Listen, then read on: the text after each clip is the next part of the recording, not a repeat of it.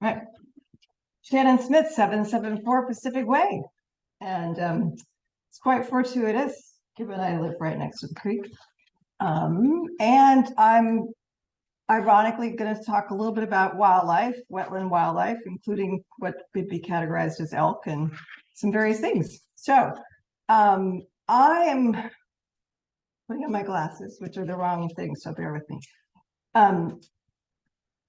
I recently ran across, well, first of all, I've been a passionate person invested in environmental science, preservation, conservation, and education my whole life. My very first letter I ever wrote to a city about risk to our environment and our natural settings here was about the beach in Seaside that was going to make condos right where all the clam beds were. And we overcame that. So that was about, well, many years ago. What I like to talk about, and I have a handout for you, was recently the first of its kind North American wetland wildlife inventory was done, and by some very significant, excellent groups that do that kind of research for all of the United States. In Oregon, there's one location that is a South Slough estuary area called the South Slough Reserve, that's a mouthful, near Coos Bay, and it's about 4,700 acres. The other one on the West Coast we have closest to is in Washington, and it's above Anacortes, and it's called Padilla Bay, and it has 11,900 acres. So biggers and smallers, but the map that's included in the link I'm sending to you has all over the country the different ones they surveyed. Of course, we on the West Coast have our elk and other wildlife that is inventoried in it. And they did it over many, many years with all sorts of scientific experts.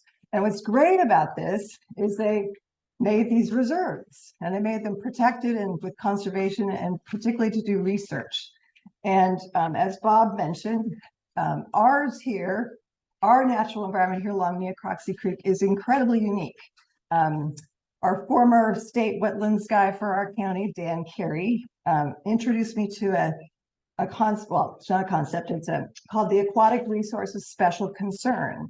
And directly to the northeast here, that particular section of forest is a classic example of it. Big Sitka spruce trees that are 500 maybe years old. I have pictures of the barn in the 1920s that show the same trees being a little smaller. So they're big old trees. And all the kind of environment that in the wetlands that have an ecosystem around it is really quite special. And I'll tell you, Bob's been a lot of places in the world, all the continents. So trust him that it's a pretty good example of something truly unique. What I would like to talk further and go into maybe some collaboration with city and other folks about is creating a initiative to look at preserving and doing a conservation corridor. I looked up recently when I saw this inventory to say, what type of money, like the grants people are mentioning here, could be possible out there for this kind of endeavor? I looked up some of the new things that are included in the new infrastructure bill.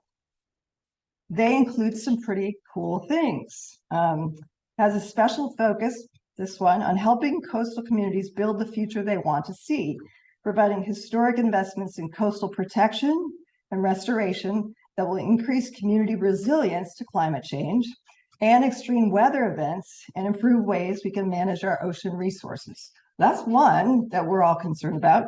And then two was, in addition to the restoration, approximately like 21 million in the infrastructure law, funds are awarded to support ocean regional partnerships and projects that are about protection of and conservation of these special environments. And there's also awards to tribes and their ability to, again, protect and preserve cultural interests as well. I gave you a list of some of the links that go to that. And what I found amazing was I have been talking now over many years to find out who else in the area is interested in this. I have folks I know in Seaside that want their unique waterways over there, as well as ours here, to be protected for the future. I lived in Oregon when Tom McCall made all the beaches public, and it was totally an awesome thing he did. I'd love to see that same thing for our community. We can actually apply to be a reserve. And especially for the education opportunities for people from Portland, universities, school kids, it would be incredible. And personally, I will tell you, there is wildlife here that is visible and we can study and protect and enjoy. And not only the elk, but beavers, otters, all sorts of things that are just quite incredible. So I gave you some resources here. I'd love to be able to form a committee. I'm going to go talk to Seaside about their folks that are interested, as well as the tribal groups, to see if we could maybe form a consortium. We have a beautiful estuary and a wetlands network here that's like pretty special. And we're close to Portland. We're also an area that could be studied with all our incredible scientists and interested people. So I wanted to give you some information on that. And with that, I'll let you know if there's any questions in my 6 seconds. No? Thank you, Shannon. Okay, I'll give you a minute. Forgive my I'll pass a couple of things, so there we go. Thank you so much. You're welcome.